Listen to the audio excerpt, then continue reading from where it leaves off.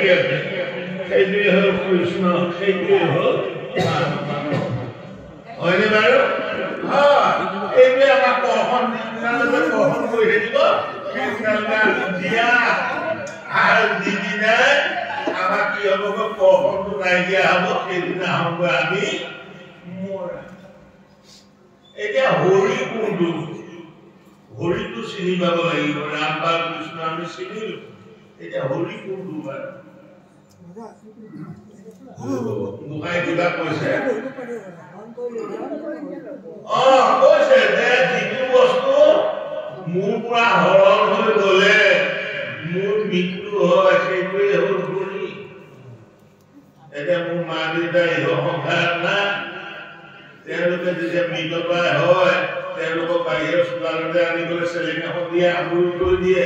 চেলেংখন ঢাকি পেলাই চোৱা যায় চকু কাণ নাক মুখ গোটেইবিলাক আছে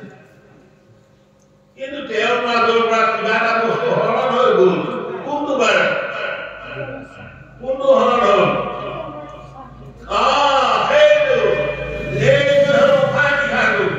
উশাহ নিশাটো থকাতে হ'ল জীয়া আৰু উশাহ নিশা যেতিয়া নাইকিয়া হ'ব সেইটোৱে হ'ল মৰা অৰ্থাৎ যিটো বস্তু মোৰ পৰা হৰণ হৈ গ'লে মোৰ মৃত্যু হয় সেইজনে হ'ল হৰি আৰু এই হৰিক যদি আমি ভজনা কৰোঁ তেতিয়াহ'লে কি হ'ব জীৱন কোটি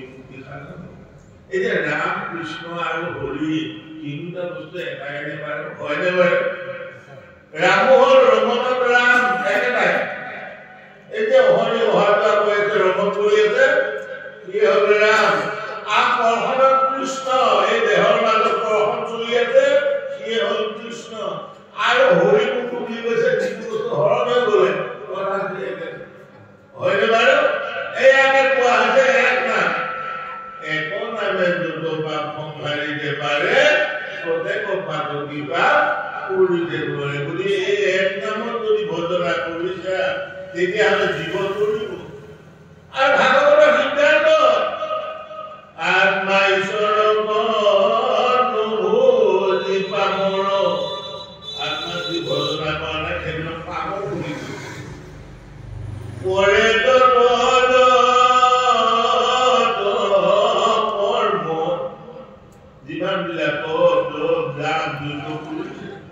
সকলো বিফল নিমিলে কোমল কহিলো শাস্ত্ৰৰ মৰ্ম অৰ্থাৎ মোক যিজন পিতাই খুৱাইছে বুৱাইছে পিন্ধাইছে উৰাইছে সেই পিতাইজনক যদি মই পিতাই নুবুলি বাহিৰত যদি মই পিতাই কৰি চিঞৰি থাকোঁ কোনোবা পিতাই মোক মাত দিব জানো দিবনে বাৰু আমি ভজনা কৰিব লাগে প্ৰথমতে মোৰ ভিতৰত যিজন আত্মাৰ নাম আছে যিজনৰ কৃপাত মই চলিছো ঘূৰিছো খাইছো গৈছো উৰিছো কিনিছো সেই পিতাজনক পিতাই বুলি ক'বলৈ কৈছে কিন্তু এই পিতাক ভজনা নকৰি বাহিৰত যদি মই হয়নে বাৰু সেইটোৱে কৈছে যে ভগৱন্তৰ বহুত থাকিল ভিতৰত আমি আমাৰ ডাকি আছো ক'ত বাহিৰত হয়নে বাৰু এতিয়া কৃষ্ণ ভগৱন্তৰ ভাগৰা দিয়াৰ লগে আমাৰ জ্ঞান উপযোগ দিও কোনটো জ্ঞান যে সঁচা কৃষ্ণ কোনটো সঁচা ৰাম কোনটো সঁচা ভগৱন্ত তেওঁক উপাসনা কৰিবলৈ হ'লে কি কৰিব লাগিব মোক কোনটো ৰাস্তাৰে গতি কৰিব লাগিব কেনে গুৰু আশ্ৰয় গ্ৰহণ কৰিব লাগিব আৰু জ্ঞান লাভ হোৱাৰ লগে লগে কৈছে মানে হ'ল বৈৰাগ্য আমাৰ ইয়াৰ প্ৰত্যেকৰে 6টা প্ৰধান শত্ৰু আছে এই 6টা প্ৰধান শত্ৰু হ'ল কাম ক্ৰোধ লোভ মোহ মদ আৰু মাৎসৰ্য এই 6টা শত্ৰুৱে সদায় আমাক নৰকগামী কৰাৰ কাৰণে ব্যৱস্থা কৰি থাকে এয়া হ'ল আমাৰ দুগৰাকী মাতৃ আছে এগৰাকী ভগৱতী মাতৃ আৰু এগৰাকী হ'ল মায়া মাতৃ গতিকে মায়া মাতৃয়ে সদায় তাৰমানে আমাক ৰক্ষা কৰি যোৱাটো বিচাৰি থাকে কিন্তু যদি আমি ভগৱতী মাতৃক আশ্ৰয় গ্ৰহণ কৰোঁ তেতিয়া ভকতি মাতি মায়া মাতিয়ে বান্ধি দিয়া বান্ধিলা ভকতি মাতি কি কৰিব ভকতি বলত গতি আমি ভকতিৰ আশ্ৰয় গ্ৰহণ কৰিব লাগিব আৰু ভকতিৰ আশ্ৰয় গ্ৰহণ কৰাৰ লগে লগে আমাক সেই মায়াবিলাক ক্ৰমাগতভাৱে বিনাশ প্ৰাপ্ত হ'ব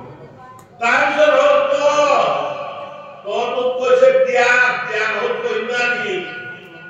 অৰ্থাৎ সমাধি প্ৰাপ্ত হ'ব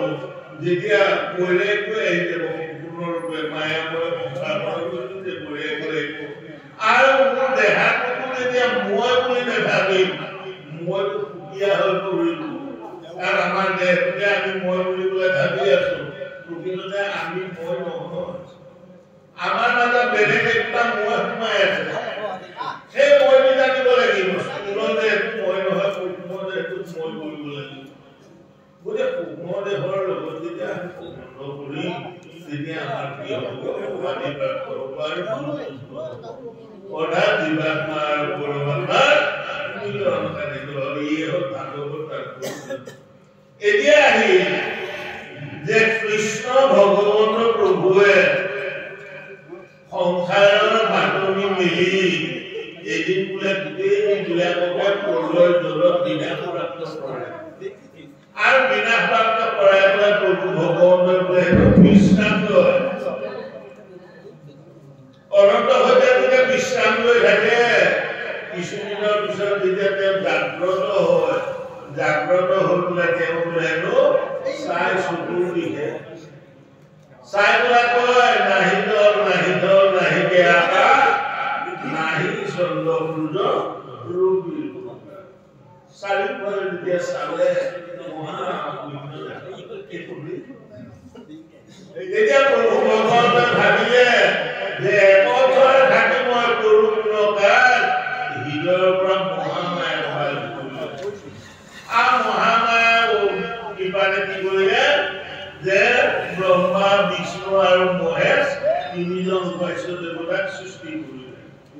আৰু সৃষ্টিৰ পাতনি মেলিবৰ কাৰণে তেওঁলোকক পৰামৰ্শ এতিয়া এই ব্ৰহ্মা বিষ্ণু আৰু মহেশে প্ৰভু ভগৱন্তৰ আঙুলি ঠাৱে ঠাৱে তিল মাত্ৰ নৈমিত্তিকভাৱে তেওঁলোকৰ কৰ্ম আৰম্ভ কৰি ব্ৰহ্মাক সৃজন কৰিবলৈ দিলে বিষ্ণুক পালন কৰিবলৈ দিলে আৰু কিহত দিলে কি সংহাৰ কৰিবলৈ দিলে আৰু প্ৰভু ভগৱন্তও নিজে মৎস্য কুৰ্মকে আদি কৰি 24টি অৱতাৰ গ্ৰহণ কৰিছে বুলি আমাক কীৰ্তনত মহাপুৰুষ গুৰুজনাই উল্লেখ কৰিছে তদুনাদি কমলত ব্ৰহ্মা ভৈলা জাত নহয় যে আপোনালোকে পাইছে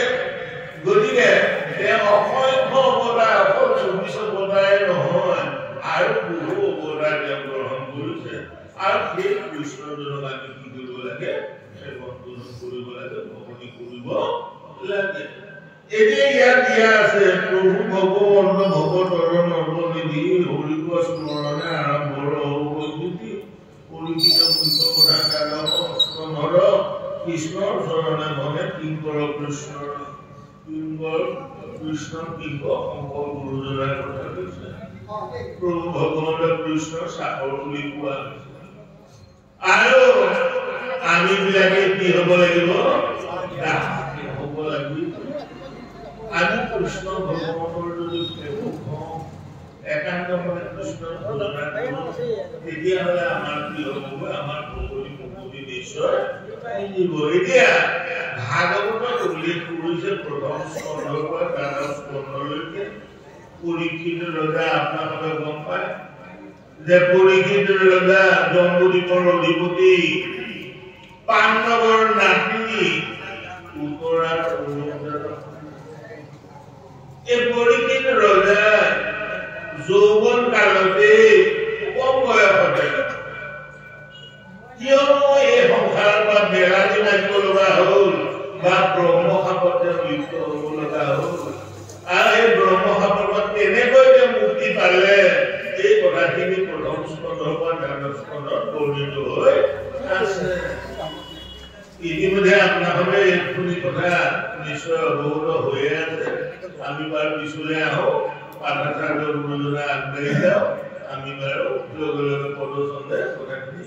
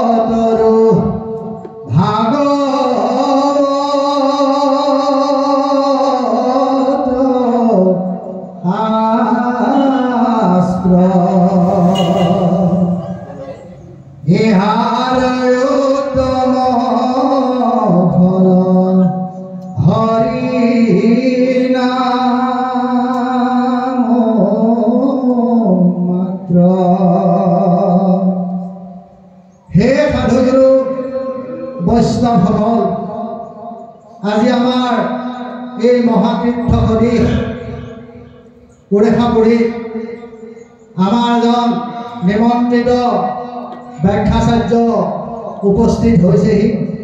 তেখেতকো আমি এখন অসমীয়া জাতিৰ স্বাভিমান ধৰ্মবস্ত্ৰৰ সৈতে তেখেতক আমি আদৰণি জনাব বিচাৰিছোঁ। তেখেত হৈছে সন্মানীয় পলাশগুৰি গাঁৱৰ মাননীয় জন্মীনাথ। তেখেতক আমাৰ আদৰণি কৰিব আৰু লিপছন ফাংচনে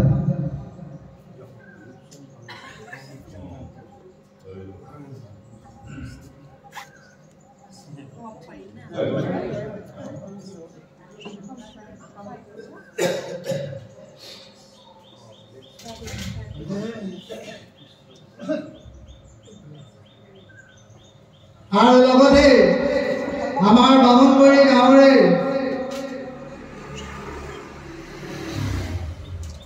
মাননীয় শ্ৰীযুত বিশ্ব ডেকাকো আমি এখন ধৰ্মবস্ত্ৰৰ সৈতে আদৰণি জনাব বিচাৰিছোঁ। আদৰণি জনাব আমাৰ মঞ্জু দেৱীয়ে।